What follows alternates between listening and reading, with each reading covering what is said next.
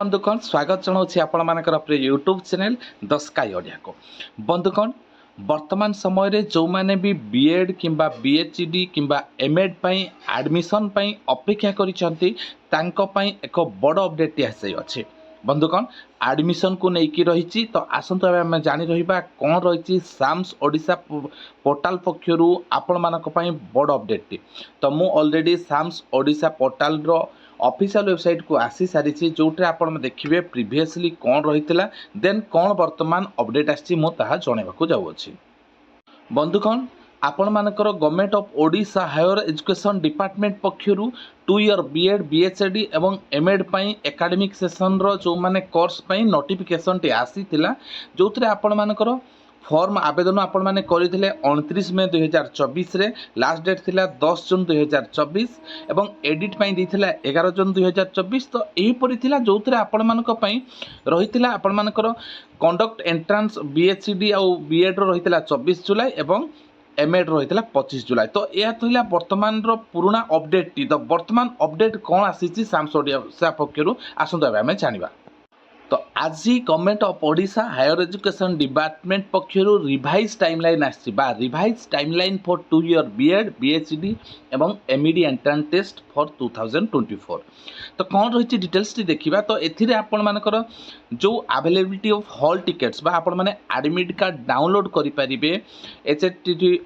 जो माने आपण मानकर स्टेट सिलेक्शन बोर्ड हो किंबा साम्स पोर्टल रो 22 जुलाई 2024 मंडे ठारू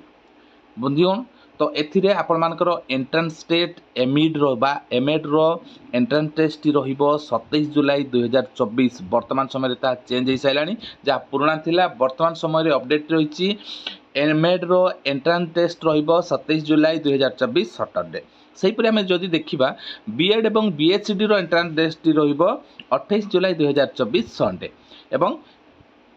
handing over the entrance marks to OCAC by SSP Odisha 3 अगस्त 2024 सैटरडे सेहीपरि आपण मानकर updation of graduation equivalent mark आपण मानकर applicant along with choice locking for the institution 15 जुलाई 2024 रु आरंभ होबो एवं 22 जुलाई 2024 पर्यंत यह चालू रहिबा बा ओपन रहिबो।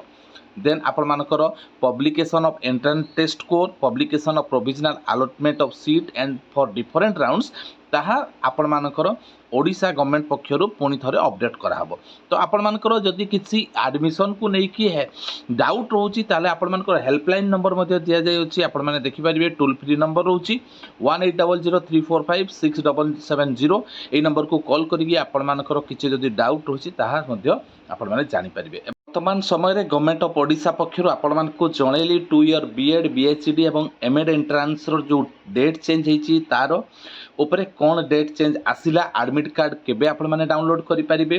प्रथम एमएड रो डेट बा एमएड रो एंट्रांस टेस्ट केबे रहिबो सही परि आपण मानकर बीएड एवं बीएचडी रो एंट्रांस टेस्ट केबे रहिबो। तो बंधुगण एही परि लेटेस्ट जॉब अपडेट सर्वप्रथमे पाइबा पई चैनल सहित जड़ित रुहंतु एवं चैनल को सब्सक्राइब करी ऑल नोटिफिकेशन को ऑन रो करिया को अनुरोध। तो बंधुगण वर्तमान समय रे ए होचे लेटेस्ट अपडेट डिटेल्स जानिया पई चैनल रो डिस्क्रिप्शन बॉक्स रे मो आपण मान को लिंक देइछि डिटेल्स सेथरु मध्य जानि परिबे। वर्तमान पे नमस्कार जय जगन्नाथ।